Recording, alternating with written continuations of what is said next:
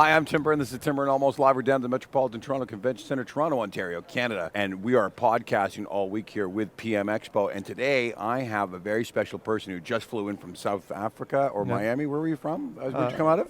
I was in South Africa, and I just literally flew back here to get to the show. Dale Hersowitz, thank you, and welcome. Thank you. Yardi's is a massive organization. It's huge.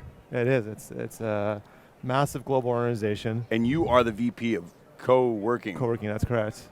All right, what is Coworking? So, I honestly, when they said that, I'm like, I didn't know there was such a thing as a VP of Coworking. No, great question. So it's funny, if you would have asked 10 years ago, we normally had to pull out like a deck to explain what coworking is. I think today, thanks to some of the likes of WeWork and other operators become more known. But coworking has evolved. I think for a while people saw it as a place where solopreneurs would go and rent an office on a short-term basis and walk around in flip-flops and maybe have a beer. But it's matured into where it's a shared space. You can rent or sign license agreements for office space on either by the hour, by the day, by the week, by the year, and there's a variety of different options. You can rent an office, a desk, conference room, even get a virtual office where you physically never step into space, but if you work from home and you want to have a presence where you actually have an office, you don't want to tell people, here's my home address, you want to use a physical commercial space,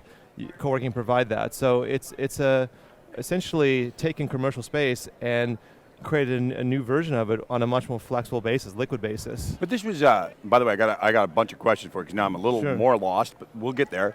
This concept was being done 20 years ago in shared offices, and now because the work environment's changed, so now that you've just said what you said, I realized that I was at a buddy of mine's office, and people were walking around in flip-flops and drinking beer, and they had a theater and a game room and a full bar. That's correct. Like a real bar, like I'm in a real bar, like I'm walking into a bar, and I realized that and I'm like, and he told me it was, he explained it as shared offices, but really that's what the co-working is, right? Is that a cool environment? Yeah, so... Is it all a cool environment, or is it, the one I remember back in the early 90s was very cold. Very sterile, Felt like an accounting office or a lawyer's office and quiet and woody grain, that icky. So it's not a new concept. It actually, there's a gentleman, Paul Fegent. You go Google him. It started in the Paul Fegent. Okay. He was, I guess, the original founder. And what he created was something. Shared space is just a broad term to describe the overall category. Within shared space, there's a variety of different types of co-working. Or it started with executive suites, which was very sterile. Yeah. Which everyone knew. Yeah, okay, right. Yes, you'd go in. Suites. It was deathly quiet. Everyone went into their private offices, doors shut. And then coworking came on the scene where you had maybe people walking in flip-flops and tank tops and board shorts and kegs in the middle, and sometimes they'd have DJs spinning. Yeah. And then today there's now, I think, what we call hybrid, where there's operators who are catering to the different types of clientele. So you may have people who want to use it are more professional, larger Fortune 100 companies, and that's not going to work for them to have perhaps, they need a more professional environment. So now there's what's known as workspaces. So it's an in-between between executive suites and co-working. They've sort of taken the best of both worlds. So you do have the private offices, you do have the open plans, so you can essentially, there's create these niche co-working spaces or niche workspaces that are suited to the different type of clientele that they're going after. So you're the VP of this. What do you do? Great question. So it's literally what's your job? So yeah, because you just flew in from South Africa. Yeah, I did. And you live in Miami, and you're in Toronto. I am. I'm getting oriented. And you just got off a plane. You're the VP of co-working. So what actually do you do that makes you travel all that way where you're going? So I went to Africa for personal, but traveled quite a bit because Yardi made an acquisition at the end of 2017. They wanted to get into co-working. It was an asset class they want to provide. They want to, similar to their other asset classes, they want to build a full platform in terms of CRM, accounting package, ERP to service this asset class. So rather than build it from scratch, they figured it made more sense to acquire a company. So they made an acquisition, and that happened to be actually the group that I had started. And so I transitioned with that, and today we've rebuilt it, and now we have what's Yardi Coworking. So now we can team up with landlords or individual operators, and they bring the real estate, and we provide the technology, everything from the Wi-Fi and voice to the accounting package to run. So you went from a technology-based Salesforce competitor right to hard asset. Let's give them actually the working environment to use the CRM system, the accounting system. Let's give them everything. Let's go from cradle to grave, the whole package, end to end. Provide a essentially complete platform. Essentially, we say you bring the space, and we provide the technology. And collectively now, they now can have a solution that's scalable. And I think that was one of the, if you look, people say, what's changed? Because if you look at the last, say, 25 years, co-working or shared space has been around. But for the most part, there was Regus and then everyone else, right? So there was this industry that was very disparaged, mostly comprised of small operators and one major operator. And there was maybe a few others like ServCorp.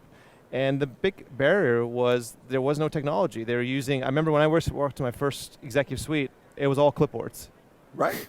You wanted to use the conference room, write your name, fill it all out. And then at the end of the month, the community manager, they didn't call them that, they called them center manager, would take a stack of papers like this and go to the accounting package and start key it in.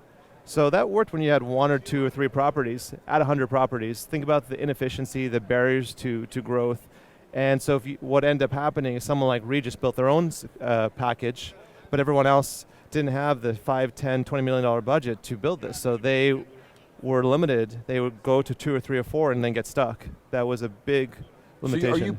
So you're partnering with like a Yardi? Your guys are just performing the technology side, working with landlords. Maybe have leftover space in their building and want to get it. Great question. So we will work with landlords. Some operators will come and they're not a landlord. They'll actually sign a 10-year master lease. They've signed a relationship with the landlord, and they're going to transition or convert that space, reposition that space into co-working. And so they need a technology package. They need the voice, they need the data, they need the accounting package. So Yardi has developed this co-working platform, essentially a software and hardware platform.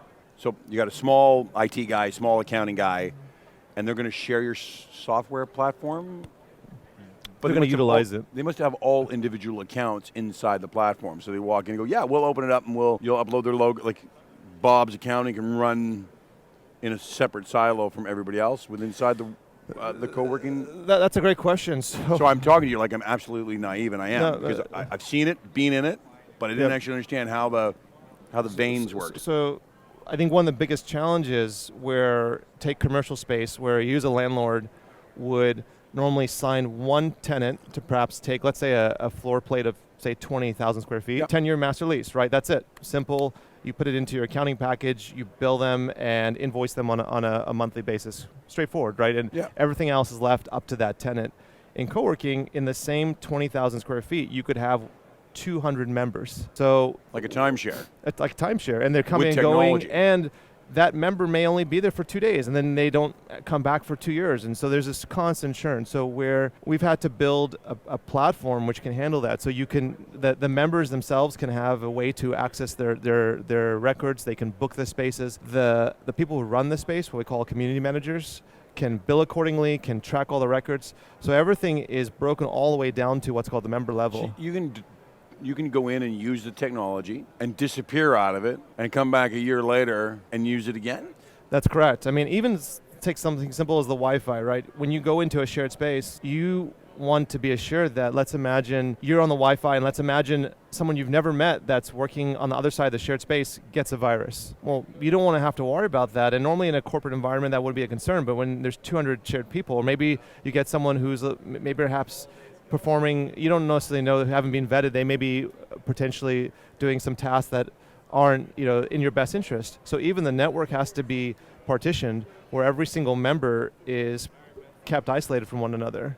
So that's where, for many years, co-working was this elusive asset class that most people just decided, let's just stay away from. Yeah, because it looked awkward. It's complex. Yeah, really complex. It's very complex. Yeah. You have to deal with all these security, you have to deal with management, you have to deal with billing, and then you have to provide the members a way to be able to use all these services in an effective means. They have to be able to transact. Well, how does this all work? You have all these different services, but you're offering them short-term on an individual basis. So do you offer the short-term on the CRM and the account, because you have an accounting platform and a work order management platform for individual companies? Can they operate that inside the co-working platform? Like, is that part of the package where you go, here's question. the technology, but yet, and the space combined, and I can walk out on my phone and still use the technology, and then walk back into my space and be part of it again? So great question. So we've built our technology for both the member and the operator. The tools like the accounting package, the CRM, are really geared towards the people who are running the co-working space. That what the member gets from us is they get tools to be able to manage their own voice, their own Wi-Fi, be able to interact with the community, so they can go find other members and say, look, I'm looking for an accountant, end of year planning. Oh, so they can actually interact with that group in whole. I'll share with you. Oh, so I like that. In my second startup, I like that a lot. I'm big into running. So I moved into a co-working space, and the first thing I did is they weren't using a platform like this. They had an open forum. So I went on there and said, hey, anybody run? And sure enough, there's a run club. Every Wednesday, everyone in the co-working space would meet at 5 o'clock. So there's a lot of community fostered. It's definitely community driven. It's hot. It's, some people compare it to commercial space, but I think co-working or shared space is much more hospitality driven. Yeah, actually, that's a good twist on. I like that. It's hospitality driven, because that's what it sounds like. You're making communities inside these corporate environments. In fact, I'd even go as far as saying the people who run the spaces, it becomes their responsibility to help drive the success of their members. So you may say, Dale, what do you mean by that? And I'll give you an example. One of the spaces in Chicago, once a month, they will bring in keynote speakers who will cover topics from marketing to accounting to sales strategy. And it's much more than just developing a community of like, let's do a run club, let's do maybe drinks and wine at a certain hour. It's how can we ensure the success? So it's, for a lot of people who are looking from the outside, it's not as simple as you just take a space, you chop it up, and you throw people in it. You're really having to foster this community and then ensures the community's success. Yeah, it's funny because I've seen a lot of people on the within LinkedIn, and some of the people that I deal with in the HR business have changed their title. They're no longer VP of Human Resources, they're VP of Corporate Culture. Yeah. And ironically, you're kind of defining that not only is Yardi a technology company, but they're actually defining corporate culture and making a community. Because you're a young guy, I'm old, but my work for me, I have a life balance, and I like playing at work. I like my dogs to come to work. I want an environment where it's fun, and I always tell my staff, you got to laugh. If you can't laugh at work, don't come. Sure. Right? And if you can not only bring technology, but a customer experience, a community experience, it makes that work-life balance normalized. Yeah, and what I'd say, what Yardi's done, it's empowered the community. So while our platform's not going to necessarily be the only thing that drives the community, but what we've done is freed up the time. So prior to us, let's go back just 4 or 5 years ago, the people who ran the spaces, they were so consumed with administrative tasks, they were go in their offices, shut their door, and they couldn't do anything. Yep. And that was a big concern. So now when we speak to the operators, their staff, rather than the administrative side is now automated, there's a lot of self-service, to where they now focus on interacting with the members, driving the community. So that's why the title went from being a center manager, that used to be the old title under Executive Suites, to community manager. Like a lot. And there's responsibilities. We say that let the software handle the administration, let the software essentially create that efficiency and scalability, and allow the staff who work for the space to really focus on fostering. So what you never did is you never actually told me what you do. Oh, good question. So what I do is we literally drove really far away from that. Yeah, no, we did. So I oversee Yardi's co-working division. It's my job to help set the direction for where we're going, to oversee our R&D. I'm actually a software engineer by trade, and also work with our sales group. So you write code. I did. I did. I mean, today more help set the roadmap and some of the high level. The architecture stuff. Architecture, right. Correct. Yeah. But it's really oversee the entire co-working business unit for Yardi. North American, Canadian? Because you're out of Miami. North America, and then we have a gentleman, Neil, who oversees our UK and Asia. So are you leasing space? So great question. So we at Yardi, we don't actually lease space. We provide the software to the individuals who essentially we facilitate. You're providing a community manager who's working in the space. Are you then not tied to the space? Are you not then tied to that? We empower the community manager. We don't actually hire those individuals. So we give them the tools and the software that the community manager would use. So essentially, we're a software and hardware company. Yet you're producing a business model for a GWL or whatever landlord or a WeWork to, okay, here's our software, here's the idealism or the process of a community manager and the running clubs, and we're going to make it work all together. You're actually only giving them the map to organize the business? Great question. Are you giving them a physical business model? Okay, here's the software, here's the business model, you provide the space and the lease, pay us a service charge, but we're going to help you get there. So it's almost like a franchise. Essentially, it's a platform as a service, but we are, while like a subway shop. We don't actually, we don't provide consulting on how to set up and run one of these spaces. In many respects, the software has all the tools that it helps guide them. So for example, one of our recently Dallas Cowboys decided to, which is funny, it's a football team, in a very well-known football team. Yeah. They have gone into co-working because they had a lot of fans who wanted to experience that, and so they came in, they're new to the asset class. While we wouldn't go there and write their business plan, we didn't actually lease the space. They happened to take some space in the Star. We provided them all the tools, the software, and the hardware to facilitate it. So they took a floor in one of their buildings, and they hired the team. And then they came to us and said, well, how do we apply your tools? You have this amazing package, and how are we going to use this? And ultimately, they would still need to either work with consultants or gain some industry knowledge. Sure. But the tools are there to where they now can transform this shell, which was an empty space, into a shared space. Right? It's going to foster the community. It's going to allow them to do all the billing. It's going to provide them with the internet and the voice and essentially all those components which are normally be needed. It's going to allow the door access to how they get in and out of the space. Sure, into the card reader and all that stuff, right? But we don't go as far as hiring the teams. We don't actually lay out the floor plans. That's usually left up to them. And obviously, do you work with a company like WeWork? Great question. So we are. I've had a lot of great questions. I just want to say that. Go ahead. Do you work with WeWork? We are right now. We are working with WeWork they're going to be using our commercial cafe product for lead generation, and Regis is actually in that as well. So let's say we right now have about 3,000 properties populated into that product. Really? And there's about 5,000 spaces in the U.S. So we have a large percentage of the market right now. What happened to WeWork this last 6 months? There was a lot of challenges with them, right? Yeah, did that affect your partnership with them? Didn't they have a financial problem? They did, and for right now, they have their own platform to run their space, so they're just starting to use our tool for lead generation, commercial cafe, but I think it's something where they face some challenges as a result of perhaps leadership, but I think that the overall, they've still provided huge benefit to the industry. Somebody came in and rescued that whole thing and made it stabilize it again. It did, and WeWork as a whole, but prior to WeWork, really co-working wasn't a well-defined, a well-known asset class. So the greatest thing they've done for this industry is thanks to their marketing and their PR dollars. You can go anywhere in the world and someone says you're in co-working and they say, I don't know what that is. We just say WeWork. And then I'm like, okay, yeah, we know what you do. Right. Because they've either seen it, walked into one, or visited someone who's in a WeWork. Sure, because the media on it was huge. So they've really brought, I guess the last couple of months, maybe a little bit of not so positive things to the asset class, but they've really established it. Beforehand, co-working was more seen as a trend or as a fad, as a here to stay, whereas today I think now people really believe that this is something that is going to continue. It's a solid asset class, and that most major landlords and REITs are looking at how to reposition a percentage of their portfolio into this. Did you personally apply for the job of VP of co-working? No. Was that did you see this in Indeed and went, hey, I'm gonna apply for the VP of co-working? As part of that. How'd you get here? It was, so as I said, originally I founded a company called One Systems. And this was 10 years ago. I got you. All right. And we saw an opportunity. Co-working was a niche that no one had touched. As I said, we were using from our previous startup some space, and they're using paper and pencil and Excel sheets. And so how'd you end up with Yardi, though? How did that? They came together? Your company? We were acquired by them in 2017. Gotcha. So we built our company for 8 years. We were one of the dominant players globally.